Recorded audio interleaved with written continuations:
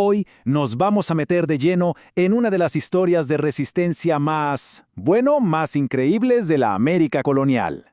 Pensemos en esto, una rebelión contra todo pronóstico, en la isla de la Española. Pero más que eso, es la historia de un líder que, de verdad, cambió las reglas del juego para siempre. A ver, para poder entender esta rebelión, primero hay que entender cómo pensaban los conquistadores. Y esta cita va directo al grano. La conquista no se vendió como lo que era, o sea, una invasión brutal. No. Se presentó como una misión civilizadora. Y esa ideología, fue la excusa perfecta, la coartada moral que permitió que la violencia más terrible se viera no como una salvajada, sino como algo necesario. Un paso hacia el progreso y la salvación. Y bueno, esto es lo que se encontraron al llegar. La Española no era para nada una tierra vacía, ¿eh? Como podemos ver aquí en el mapa, era una isla súper organizada, con sociedades complejas, con sus propios caciques, sus territorios. Vaya, un mundo vibrante y lleno de gente que, sin saberlo, estaba a punto de enfrentarse a la amenaza más grande de su existencia. Y ojo a esto, miren qué rápido cambió la narrativa. Al principio, Colón y los primeros que llegaron, describían a los taínos con admiración, ¿no? Gente bien dispuesta y de hermosa estatura. Pero claro, esa imagen como que no servía para lo que venían a hacer, que era explotarlos. Así que, qué conveniente, la percepción cambió de la noche a la mañana. De repente pasaron a ser holgazanes, borrachos, ladrones. Al convertirlos en salvajes, en inferiores, los españoles se fabricaron el pretexto moral perfecto que necesitaban para someterlos y ponerlos a trabajar. Y bueno, como era de esperarse, la respuesta taína no tardó en llegar. ¡Claro que no! Estaban enfrentando una amenaza a su propia existencia. Así que la resistencia armada fue la primera reacción lógica. El problema es que se toparon con una fuerza militarmente superior y, sobre todo, con una brutalidad que nunca antes habían visto. Esta línea de tiempo nos muestra un patrón que se repite una y otra vez. Y es terrible. Desde el primer momento, con la destrucción del Fuerte Navidad, la resistencia fue constante. No pararon de luchar. Pero cada levantamiento, como el de Guatiguaná o las guerras en Higüey, terminaba de la misma forma, sofocado con una violencia implacable. El resultado siempre era el mismo: masacres y la esclavización de miles de personas. Y si quieren un ejemplo de esa brutalidad, esta cifra lo dice todo. Es espeluznante. 82. Ese es el número estimado de caciques, de líderes taínos que fueron encerrados en una sola choza y quemados vivos durante la masacre de Xaraguá. Es que no fue una batalla, fue una masacre calculada, un castigo ejemplar diseñado para una sola cosa: sembrar el terror y romper por completo cualquier gana de seguir resistiendo.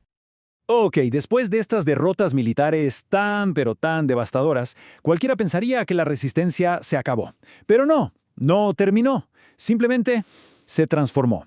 Como no podían ganar en una guerra abierta, los taínos tuvieron que recurrir a otras formas de lucha. Formas más pasivas, sí, pero que nacían de la más absoluta desesperación, del ver cómo su mundo se venía abajo. Y las estrategias que adoptaron eran extremas. Miren. Primero, intentaron una táctica de tierra quemada. Destruyeron sus propios cultivos para tratar de matar de hambre a los españoles, aunque eso significara pasar hambre ellos mismos. Segundo, la huida. Miles y miles huyeron a las montañas para escapar del trabajo forzado, dejándolo todo atrás. Y tercero, la forma de resistencia más trágica que uno se puede imaginar: el suicidio. Hay crónicas que hablan de suicidios en masa de comunidades enteras que simplemente preferían morir a vivir como esclavos. Ahora, es súper importante entender esta diferencia que hacían los españoles, porque definía la vida o la muerte. Una cosa era ser un huido, o sea, alguien que se escapaba para vivir en las montañas. El castigo, bueno, eran azotes, pero otra cosa muy distinta era ser un alzado. Un alzado era alguien que no solo huía, sino que se organizaba y luchaba desde las montañas. Y eso ya era un delito capital. Te convertía en enemigo de la corona, y el castigo era la esclavitud o directamente la muerte. Y es justo en este contexto, ¿no?, de opresión brutal y resistencia desesperada, que aparece un personaje completamente diferente. Un líder que no encaja en ninguno de los moldes que hemos visto. Su nombre, Enriquillo. Y su historia personal está a punto de cambiarlo todo. Y aquí viene la pregunta clave. ¿Qué es lo que hace que un cacique taíno, que además fue educado por cristianos y era un creyente devoto, se convierta en el rebelde más legendario de todos? Porque piénsenlo, Enriquillo no era el cacique típico que luchaba por sus dioses o sus tradiciones. Él era uno de ellos, en cierto modo. Entonces, ¿qué pasó? ¿Qué lo empujó a liderar la rebelión más exitosa de la isla? Pues la respuesta no tiene que ver con la ideología, sino con algo profundamente personal. Todo empezó con su encomendero, un tal Andrés de Valenzuela. Primero, le quitó su yegua, que era un gran símbolo de estatus, pero luego hizo lo impensable. Abusó de la esposa de Enriquillo, Mencía. Y para Enriquillo, que había sido educado bajo el Código de Honor cristiano y español, esto era más que un abuso, era una ofensa directa a su honor, algo que simplemente no podía tolerar. Intentó buscar justicia, fue a las autoridades, pero el sistema lo ignoró y hasta lo amenazó. Y estas son sus propias palabras, años después, cuando estaba negociando la paz. Escuchen bien, él no dice, me alcé para expulsarlos a todos, o para recuperar nuestras tierras. No, dice, me alcé por las burlas y de la poca verdad que me han guardado. Está hablando de honor, de traición, de promesas rotas. Su rebelión, en el fondo, nació de una traición muy personal. Y lo que empezó con un grupito de unas 30 personas se convirtió en una guerra que duró 13 años. 13 años. Durante todo ese tiempo, Enriquillo usó su increíble conocimiento de las montañas de Bajuruco para derrotar una y otra vez a las tropas españolas. Se volvió una leyenda, un fantasma. Era el símbolo viviente de que el poder español no era invencible. La cosa se puso tan seria que el imperio tuvo que declararle la guerra oficialmente y mandar ofensivas enormes, y todas, una por una, fracasaron. Bueno, imagínense, después de más de una década de fracasos, de gastar un dineral y, sobre todo, de perder prestigio, la corona española finalmente se dio cuenta de que la fuerza bruta no iba a funcionar con Enriquillo. Simplemente no podían con él. Así que era hora de cambiar de táctica. Y aquí es cuando la cosa se pone seria de verdad. El propio emperador Carlos V manda a un negociador con un mensaje que era básicamente un ultimátum. La elección era así de simple. Opción 1, la paz. Te sometes, te perdonamos todo, te damos tierras y libertad. Opción 2, la guerra de fuego y sangre. Una campaña de exterminio total para cazarte y destruirte. No había más opciones.